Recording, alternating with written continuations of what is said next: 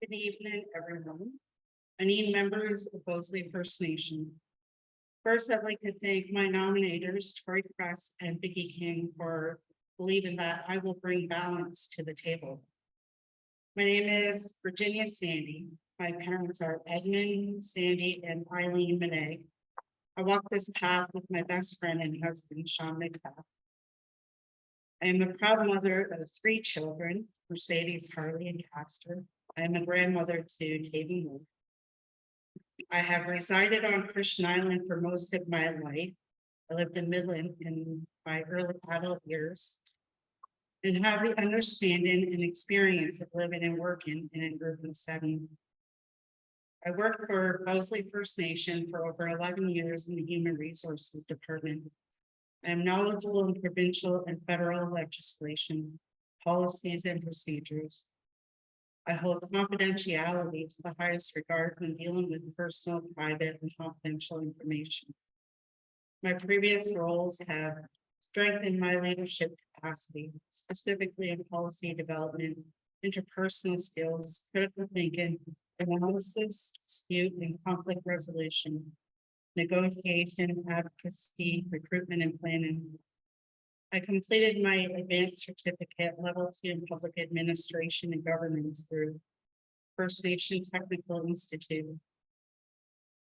The public administration and governance curriculum is designed for current and future leaders and managers of First Nation communities, Indigenous agencies, and organizations. Students in the program build effective management skills. Furthermore, the ability to support the development of economic and political sovereignty with and for their communities.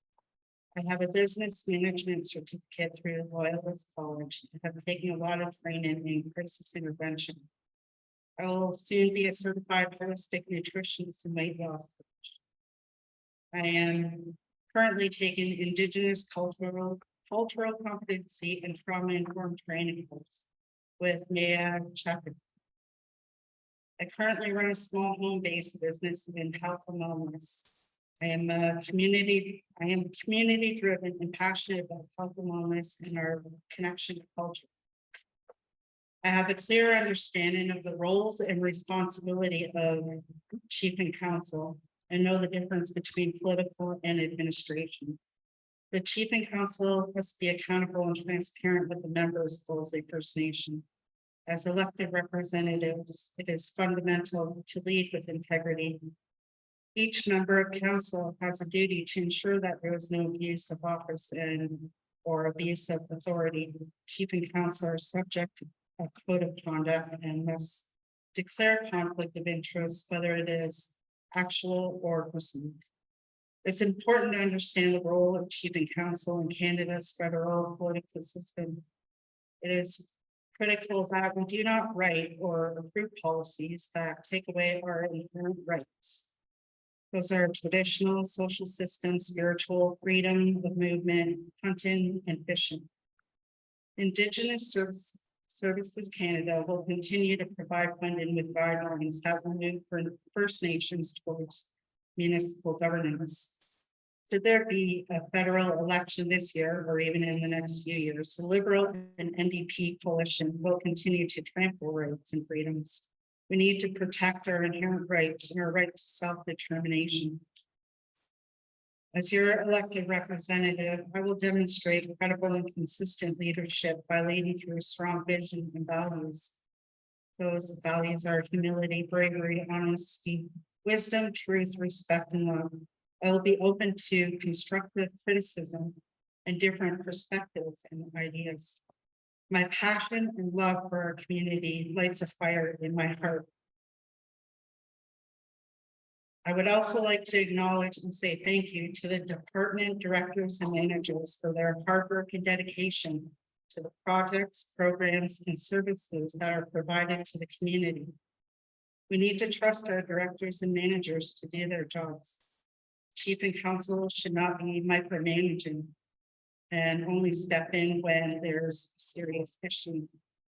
The directors and managers are the people who specialize in their departments. We need to trust them.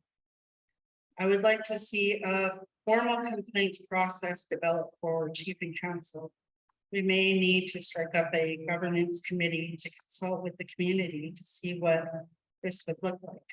It could be done through polls, surveys, potlucks, gatherings. The community always comes up with a good variety of ideas. If community members have a complaint, the first thing I will do is acknowledge the complaint and ask you, what is your role in this? What have you done to resolve this issue? If it's an issue with a staff member, I will ask, have you tried to resolve this with that person? I will provide the complaints process and explain the complaint will be sent to the appropriate manager or director to investigate, follow up. Communication. Updates to the membership should be made at least quarterly.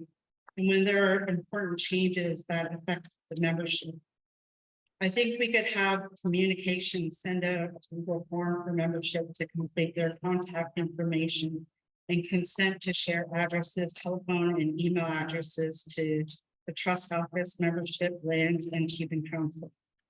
We can also get back to having off-island meetings. Sorry, I have a sinus cold. I'm going to talk a little bit about sovereignty. I would like to see more of our members embrace our culture and traditions. We have so many traditional knowledge holders in our community that carry the teachings. Let's learn our plans, roles, and responsibilities, so you can be ready when you're asked to step forward with your inherited gifts. We have members who have reclaimed the Anishinaabe language, members who hunt and fish and feed elders and their families. We also have members that are healers and medicine people. These are the things we should be teaching our people through trust, friendship, and mutual respect. To know where we are going, we should know our history and how colonization happened to our people. We need to feel through it and realize and release it so we can restore our relationship with each other. We do this by taking care of the health and well-being of our community. Together, we should create a community bundle. This will require input from elders, youth, the membership. What is it going to look like? What do we put into the bundle? Who will care for the bundle and watch over the bundle? So in closing, I just want to say we need to decolonize and break down policies that harm our people. I'm asking for your support on June 1st and for the next 4 years. And good luck to all the candidates. Be much.